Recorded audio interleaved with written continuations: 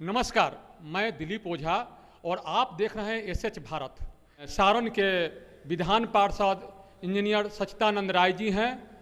बिहार की स्थिति इस समय सबसे बड़ी है बेरोजगारी, शिक्षा, किसानों की हालत खराब है।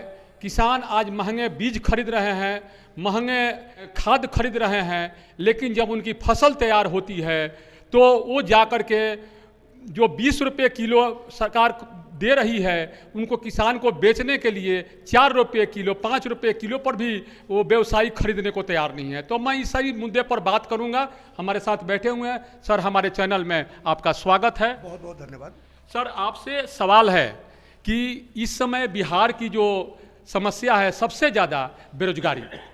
चुनाव के समय में 10 लाख नौकरी का वादा होता है, लेकिन जब वहीं सरकार में जो पार्टी पहुंचती है तो जो नौकरी मांगने जाते हैं उनको लाठी से पीटा जाता है, पानी का बौछार किया जाता है। ये क्या सत्य है? ये होना चाहिए? देखिए, मूल में जो है ना, जी ये लोकतंत्र के साथ मजाक जो किया गया है बिहार में, उसी का परिणाम है जी कि आज बिहार हर मामले में सबसे पिछड़ा हुआ राज्य है। जी सबसे गरीब है, सबसे पिछड़ा है, सबसे अधिक बेरोजगारी है, सबसे अधिक भुखमरी है, और प्रति व्यक्ति आय के मामले में भी हम लोग जी देश के बाकी सभी राज्यों से सबसे पीछे हैं। और उसका कारण ये है कि जब हम वोट देने जाते हैं तो हम न शिक्षा पर वोट देते हैं, न हम रोजगार पर वोट देते हैं, न हम स्वास्थ्य सुविधा पर वोट देते हैं, न बिजली सड़क पानी पर वोट देते हैं। हम वोट देते हैं जाति के नाम पर, हम वोट देते हैं हिंदुस्तान पाकिस्तान या हिंदू मुसलमान के नाम पर। कोई वर्ग जो है कोई ये पार्टी न जीत जाए इस डर से दूसरी पार्टी को वोट देता है, तो दूसरा वर्ग वो न जीत जाए उसके डर से पहली पार्टी को वोट देता है। ये जो स्थिति बनी हुई है, इसी का परिणाम है कि नेताओं के मन में जनता का भय समाप्त हो गया है। उन्हें पता है कि चाहे जो करे, 5 साल जितना बिल बनाए, अंत में ये वर्ग हमको ही वोट देगा और ये वर्ग हमको वोट नहीं देगा। और यही कारण है कि जो मूल मुद्दे होने चाहिए, बच्चों के पढ़ाई का, शिक्षा की बात, युवाओं के कमाई का यानी रोजगार की बात, और पलायन रोकने वाली बात, और बीमारों के दवाई का, और सबसे बड़ी बात है कि जो रोजगार का सबसे बड़ा जो यहाँ पर क्षेत्र है वो है कृषि।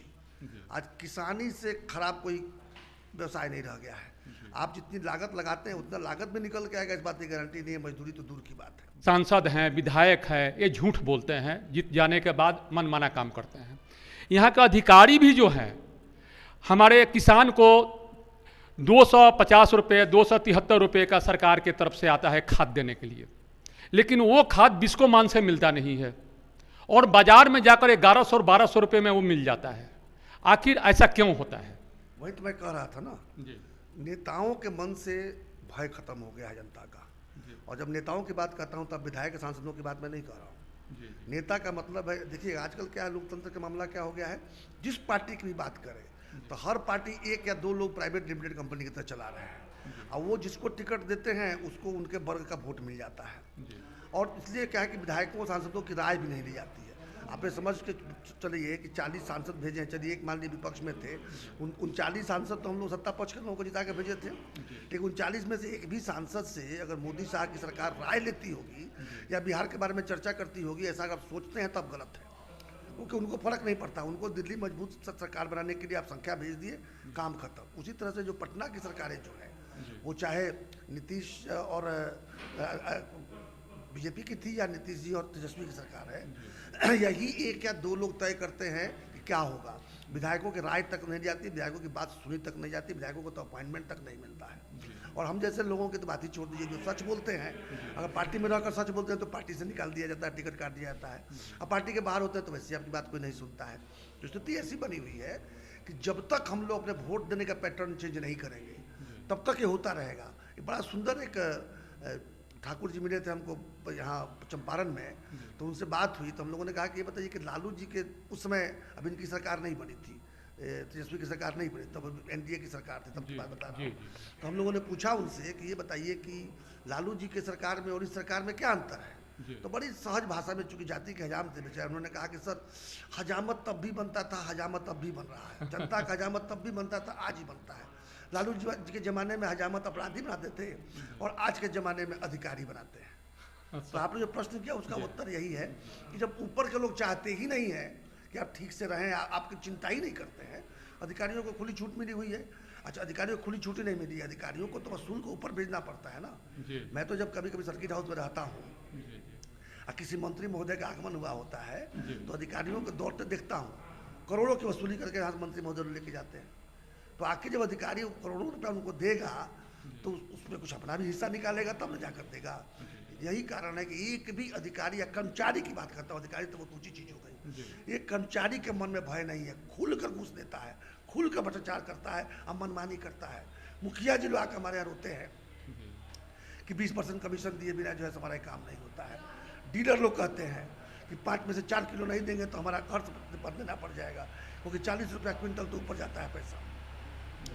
ये सारी चीज़ें जो है खुली है, क्या राजा को मालूम नहीं है?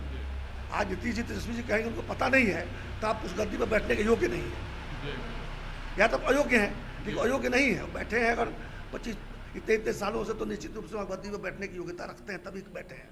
उनको इससे मतलब ही नहीं है, उनको अपना हिस्सा चाहिए, उनके मंत्रियों का अपना हिस्सा चाहिए, अधिकारियों का अपना हिस्सा चाहिए, कर्मचारियों का अपना हिस्सा चाहिए, जनप्रतिनिधियों का अपना हिस्सा चाहिए।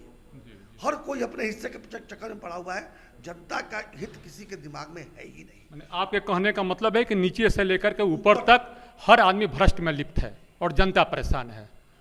मैं जनता को तो दोष दूंगा इसके लिए। आप 5 साल परेशान रहते हैं, जब वोट देने का टाइम आता है तो खोजने निकलते हैं कौन मेरा जाति का पार्टी है और कौन मेरा जाति का कैंडिडेट है, और नहीं तो हिंदुस्तान मुसलमान खोजते हैं या हिंदुस्तान पाकिस्तान छप्पन जी का सीना खोजते हैं।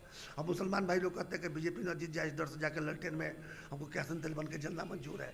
तो आप सही मुद्दों पर वोट ही नहीं करते हैं, तो सारे मुद्दे जो हैं जिस पर वोट करते हो तक मिलता ही है।